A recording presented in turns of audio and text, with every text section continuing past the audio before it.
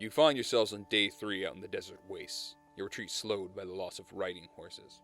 Pushed to the brink of exhaustion, you gave them the mercy of a quick death over the cruelties of a prolonged desert exposure.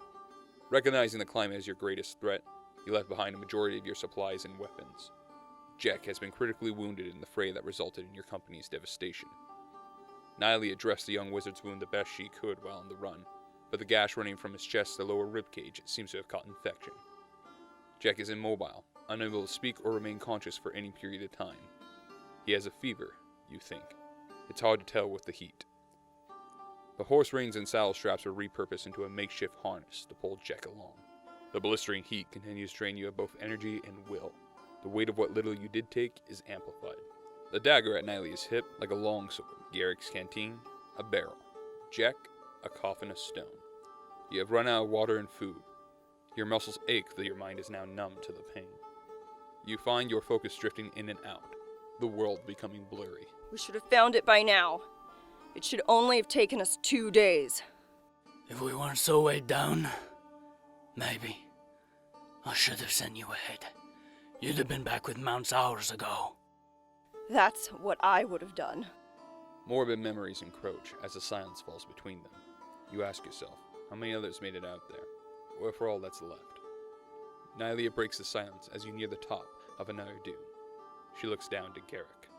Never have I been happier to not be a dwarf. Garrik gives a confused look before a realization wakes him up. He drives 3 steps forward towards the dune's peak.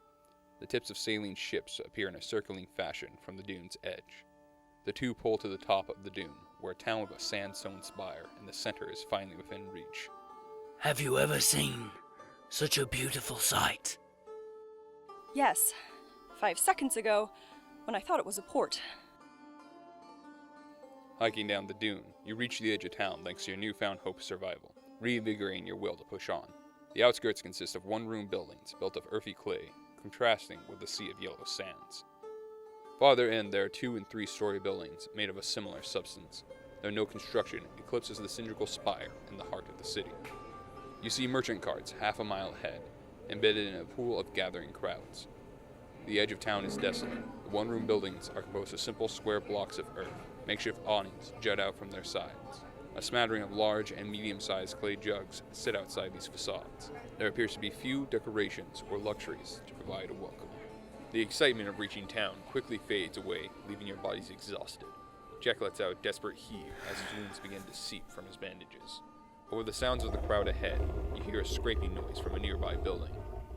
What path do you take?